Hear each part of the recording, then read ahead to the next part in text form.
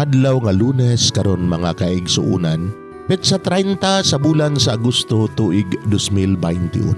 Ang pagbasa kinutlo gikan sa Ebanghelyo sumala ni San Lucas kapitulo 4 bersikulo 16 ngadto sa 30. Unya miadto si Jesus sa Nazaret diin siya magdako og sumala sa naandan miadto siya sa sinaguga sa adlaw nga igpapahulay.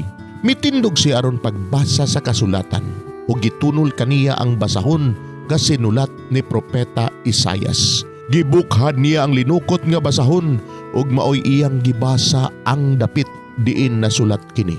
Ang Espiritu sa Ginoo ania kanako. Gidihugan ako niya aron pagsangyaw sa maayong balita ngadto sa mga kabus.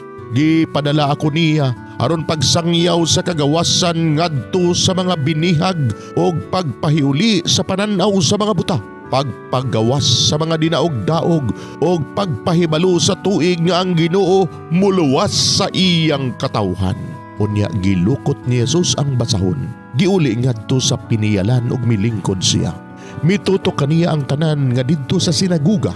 Unya miingon siya kanila, "Natuban karong adlaw kining bahina sa kasulatan sumala sa inyong nadungog." Nakadayeg silang tanan kaniya ug nahibulong sa mga matahom nga pulong nga iyang gisulti. Miingon sila, "Dili ba anak man kini siya ni Jose?" Miingon siya kanila, "Sa walay duha-duha inyong isulti kanako ang ginaingon. Doktor, tambali ang imong kaugalingon."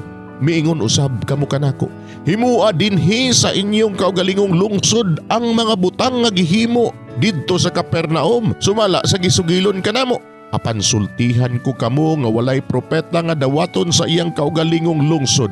Pamati kamo kanako. Daghang mga byuda sa Israel sa panahon ni Elias sa dihang walay ulan sulod sa 3 ka tuig ug tunga ug may dakong gutom sa tibok yuta. Apan wala ipadala si Elias ngadto sa bisan usa kanila kundi ngadto hinuon sa byuda sa Sarefat sa kayutaan sa Sidon.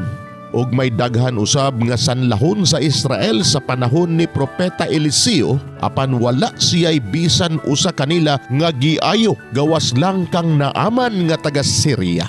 Sa pagkadungog nila niini nangasuko pag-ayo ang tanan nga didto sa sinaguga. Nanindog sila og ilang giguyod si Jesus ngadto sa gawas sa lungsod o gidala ngadto sa tumoy sa bungtod diin natukod ang ilang lungsod aron ihulog siya sa pangpang. Apan miagi siya sa taliwala sa katawhan ug mipahilayo.